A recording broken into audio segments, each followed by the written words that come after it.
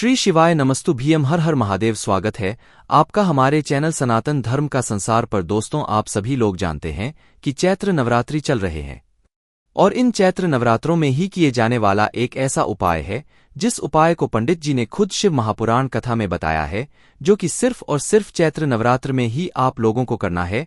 और ये बात भी आप सभी लोग अच्छे से जानते हैं कि चैत्र नवरात्रि साल में सिर्फ एक बार आती है, तो मतलब इस उपाय को करने का मौका साल में सिर्फ आपको एक बार ही मिलता है, जो कि हम आपको इस वीडियो में बताने वाले हैं। ये उपाय ज्यादा लोगों ने आप लोगों नहीं बताया है। क्या ये वाला उपाय ज्यादातर लोगों को पता ही नहीं है, जो कि पंडित जी ने यहाँ पर बताया हुआ है। अब दोस्तों, ये जो उपाय है ये मात्र एक लोटे जल वाला उपाय है। ये एक लोटे जल वाला उपाय ऐसा नहीं है कि आप लोग एक लोटा जल लेते हो और शिवजी पर चढ़ा देते हो। ये उपाय थोड़ा अलग है, क्योंकि दोस्तों इस उपाय को करने के बाद आपके जीवन में बहुत सारी खुशियां आ जाएंगी।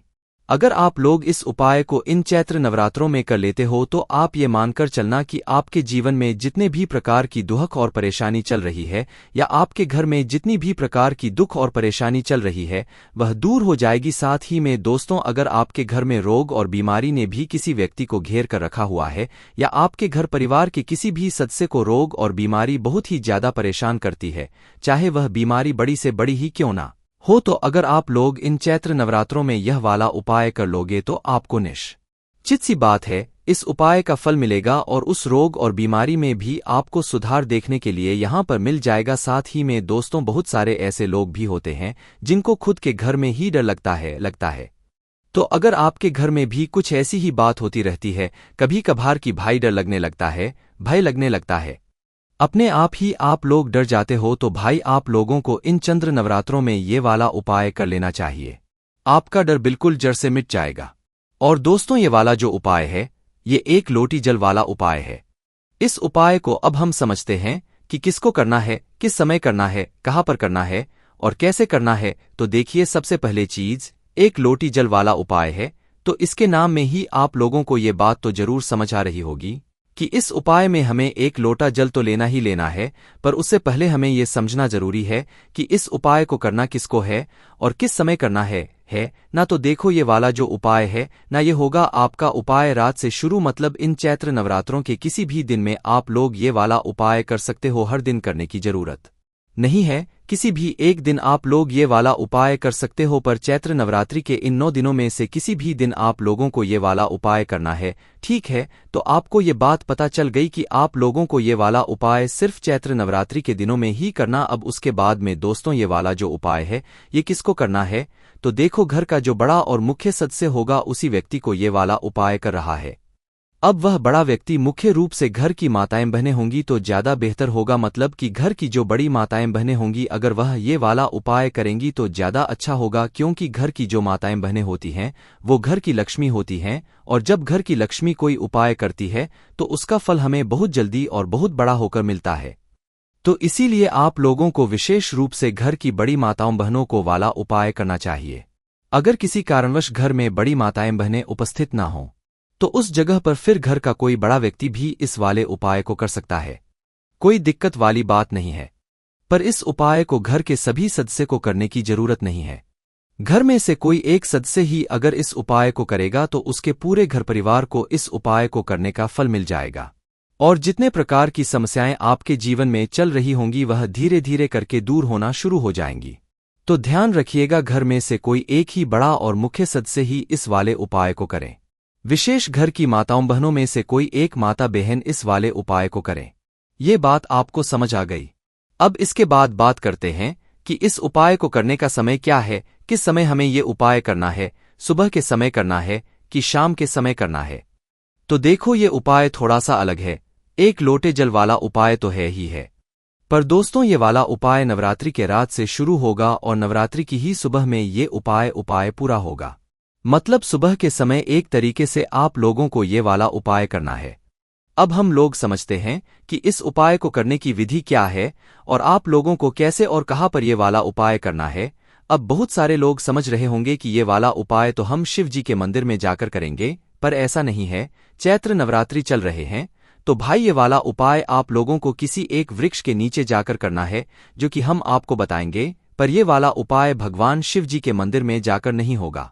उससे पहले अब हम समझते हैं थोड़े उपाय को करने की विधि। ये वाला उपाय आप लोगों को करना कैसे है, तो देखो, एक लोटे जल वाला उपाय है। ये बात तो आपको समझ आ रही कि इसमें एक लोटा जल तो हमें आवश्यकता पड़ेगी ही पड़ेगी। पर ये एक लोटा जल हमें कहाँ पर लेना है, किस जगह से भरना है, वो भी सुन लो। देखो, चैत्र नवरात्रि की किसी भी एक रात को आप लोग ले लेना है, क्योंकि ये उपाय रात्रि से शुरू होगा। तो चैत्र नवरात्रि में किसी भी एक रात को, आज देख रहे हो तो भाई आज रात में उपाय को शुरू करना। किसी भी रात को देख रहे हो तो भाई उस दिन की रात्रि से आप लोग इस उपाय को शुरू करना है। रात्रि में मात्र आपको क्या करना है, एक लोटा लेना है। जिस लोटे से आप भगवान शिव जी पर या किसी भी मतलब जल होगे, तो भाई आपको एक सादा लोटा लेना है। उस सादा लोटे के अंदर या जो भी आपके पास लोटा है, उस लोटे को लेकर, मतलब मीडियम साइज का वो लोटा होना चाहिए, ना ज्यादा छोटा हो ना ज्यादा बड़ा हो। तो एक लोटा आपको लेना है। उस लोटे के अंदर आपको इन नवरात्रि के किसी भी दिनों में रात्रि में मतलब जल भरकर रख देना है। उस लोटे को फुल भरकर जल भरकर रख देना है। कहाँ पर रखोगे, उस जल को भरकर देखो, जो आपके घर में पीने के पानी वाला स्थान होता है, ये आपके घर के रसोई घर में कोई अच्छी सी जगह देखकर इस एक लोटे के अंदर शुद्ध जल भरकर आप लोग रख देना। कब रखोगे, नवरात्र के किसी भी दिन की रात्रि में। ध्यान से सुन लेना, इस जल को आप नवरात्रि के किसी भी दिन की रात्रि में ही रखना है। तो जैसे ही आप लोग इस एक लोटे जल के अंदर, मतलब एक लोटे के अंदर इस अच्छे से शुद्ध जल भर देते हो, तो भाई इस लोटे को आप किसी भी एक शुद्ध स्थान पर अपने ही घर में रख देना। विशेष रूप से रसोई घर में रखोगे तो ज्यादा बेहतर होगा। एक लोटा जल भरकर आपने रख दिया। अब एक लोटा जल भरकर रखने के बाद दोस्तों, आपका यहां पर काम अभी हो जाता है पूरा। अब इस लोटा जल को आप लोग पूरी रात भर रखे रहने देना, नवरात्रि के ही दिनों में, ठीक है। तो एक लोटा जल जैसे ही आप लोग रात भर के लिए रख देते हो, अब उसके बाद आप लोग सो जाना रात भर के लिए, ठीक है।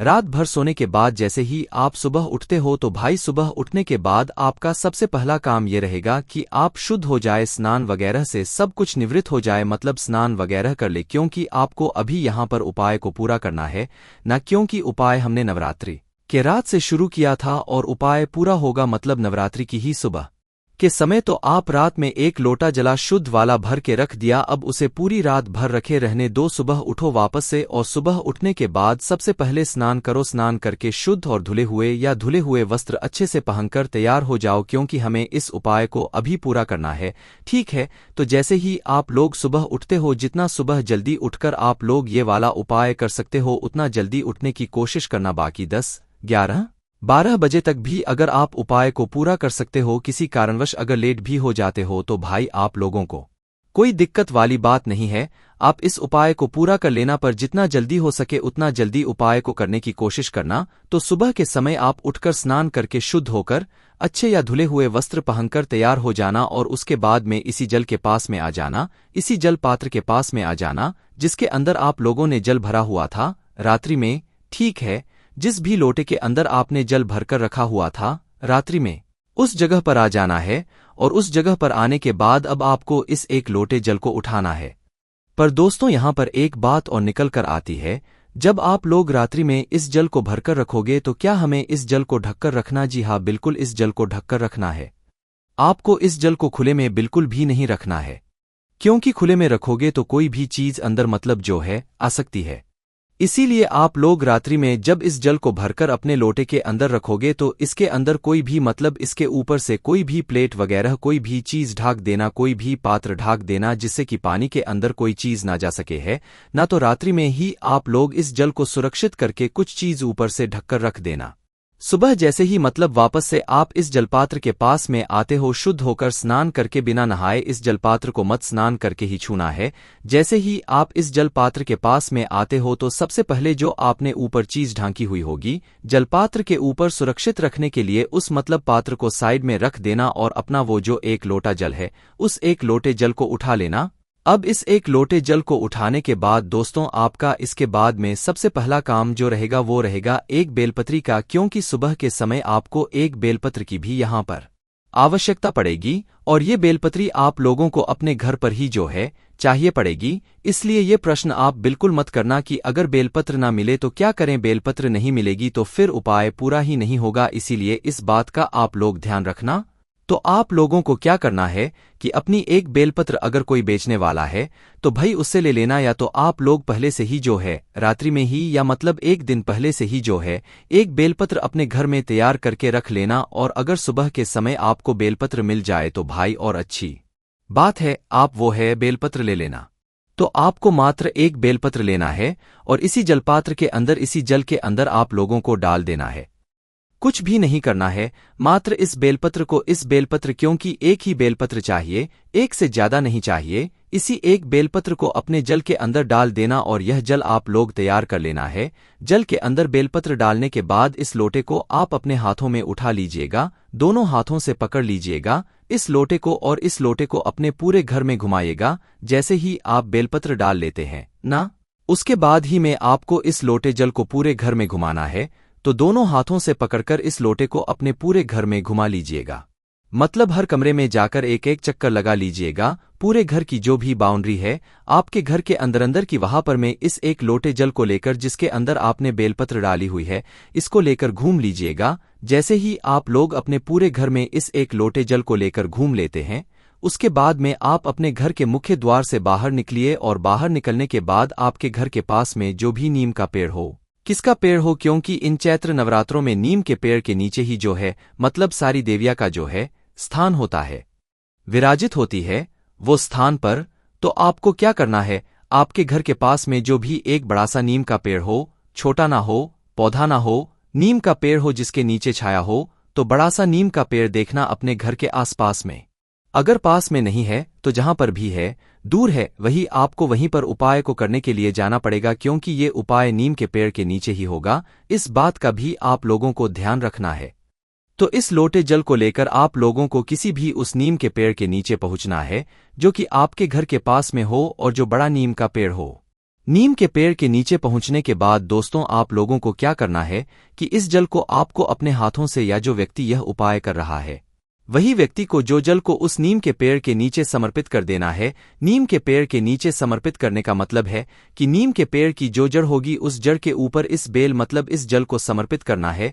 जल के साथ में आपको बेलपत्र अलग से निकाल के चढ़ाने की जरूरत नहीं है, जल के साथ ही में आपको बेलपत्र जो है मतलब उस नीम के पेड़ के नीचे समर्पित कर देना है। ठीक है, अलग से हाथ से निकाल कर चढ़ाने की जरूरत नहीं है, मात्र आप उस नीम के पेड़ की जड़ पर जो है इस जल को समर्पित कर दे अपने आप। बेलपत्र भी उसी जड़ पर उसी नीम के पेड़ के नीचे समर्पित हो जाएगी। जैसे ही आप लोग ये सब समर्पण कर देते हो, जल समर्पित कर देते हो नीम के पेड़ के नीचे, वहीं पर भगवान से प्रार्थना कर लेना, मतलब सभी देवियों से प्रार्थना कर लेना कि आपके घर में जितने भी प्रकार की दुख और समस्याएं चल रही है, या जो डर लगता है, भय लगता है, या रोग और बीमारी ने घेर कर रखा हुआ है, तो भाई जो भी समस्या हो उस समस्या के लिए आप लोग भगवान से प्रार्थना करना और वहां से भगवान से विनती कर धो देकर वहां से आ जाना। यहाँ पर आपका ये वाला उपाय पूरा हो जाता है। इस उपाय को करने के बाद कुछ ही दिनों के बाद आपको इस उपाय को करने का फल मिलना शुरू हो जाएगा, क्योंकि आप इस उपाय को चैत्र नवरत्न इन दिनों में कर रहे हो। आपको चैत्र नवरात्रि के 9 दिनों में से किसी भी दिन कर सकते हो और आपको उपाय का फल जरूर मिलेगा। बस ये उपाय चैत्र नवरात्रि के दिनों का ही है, इस बात का भी आप लोग ध्यान रखना। बाकी दोस्तों जो उपाय को कर रहा है वही उपाय की तैयारी करेगा, वही उपाय को पूरा भी करेगा, इस बात का भी आप लोग ध्यान रखना। बाकी दोस्तों इस उपाय करने में अगर आपको कोई भी दिक्कत समस्या आती है तो कमेंट करके पूछ सकते हैं। श्री शिवाय नमस्तु भीम, हर हर महादेव।